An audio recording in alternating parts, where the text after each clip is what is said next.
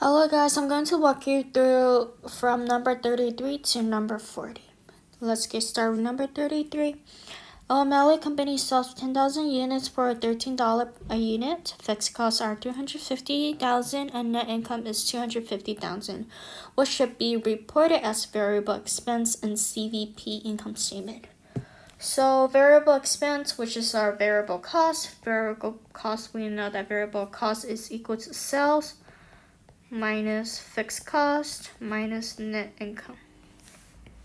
To determine the sales, since it doesn't provide the total amount, but it provides the number of units and the price, which is $10,013 per unit, or 100,000 units, and you times the $13 per unit.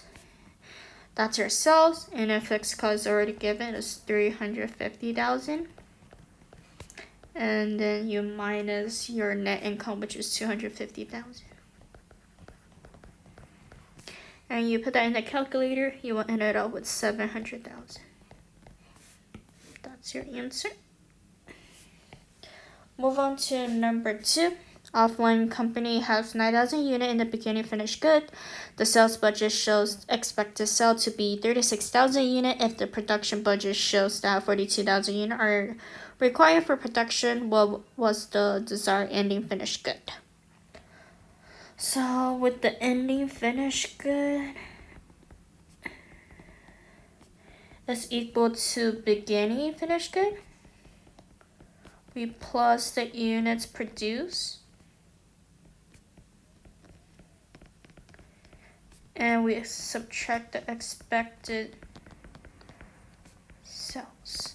So this is the formula to look for the ending finished goods. So let's plug in a number. So the beginning finished good units are 9,000. And then the units produced where it's 42,000. And you subtract the expected sale, which is 36,000. And you put everything in the calculator, you will end it up with 15,000. That's your answer for 34. Move on to 35. So it provides the information for 2016 of budget sale for October, November, and December. So all sales are on credit. Customer amount on credit are collected 15 in the month of sale and 50 in the following month. How much November 30, 2016 budget account receivable? So for this, we know that account receivable at the end of November, that's equal to 50% of the November sale. So that we're going to use the November sale, which is 870,000, and times the 50%. We ended up with 435,000,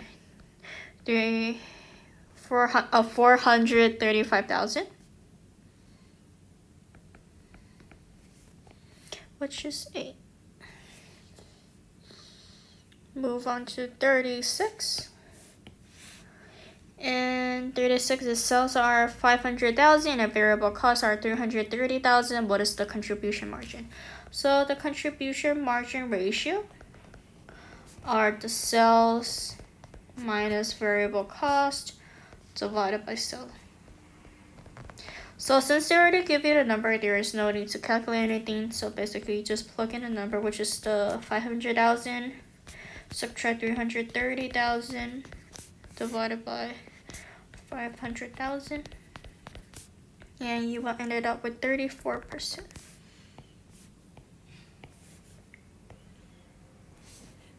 Okay, move on to number 37. So we have in the very first step to do this problem is basically you have to identify the line, which line it means what. So very first thing that we can know about line F, which is our total sale. Line D, it's our total fixed cost because remember fixed costs always remain the same no matter how many units they are. And so it's once you have more units, it have a lot of like revenue here. And then for line E, actually it's the total cost. And then the point A, it's our breakout point because it's the total cost equal to total sale. Break even point. So with here, this one might be the B. So the points identified at B is a break-even point. So we know that point A are the break-even point. So A for sure is not the answer. At B is the profit equal to total cost. So when profit equal to total cost, it means the same thing as the break-even point because where total sales is equal to total cost. So B for sure is not the answer.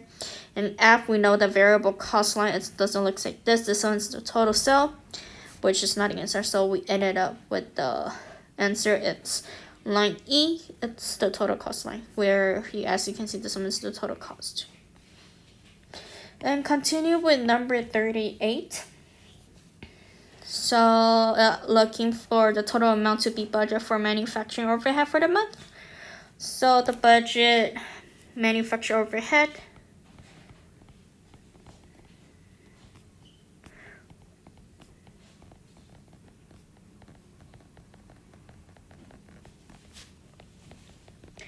it's our direct labor cost times our overhead applied rate.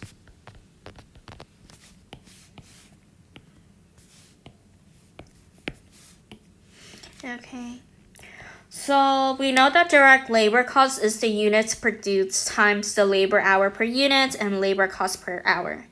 So with that information, we're going to look for it in the text, where we see that it's 870 boxes times a quarter hour of direct labor. Here, as you can see, it's a quarter hour, so which is 1/4, and then we times the labor cost, which is $12, whereas here, so you ended up with 2,610, and then after that is overhead applied rate, which is already given. The applied rate, it's 110%. 110% in number, it's 1.1 times 1.1, and you put it in the calculator, you ended up with 2,871.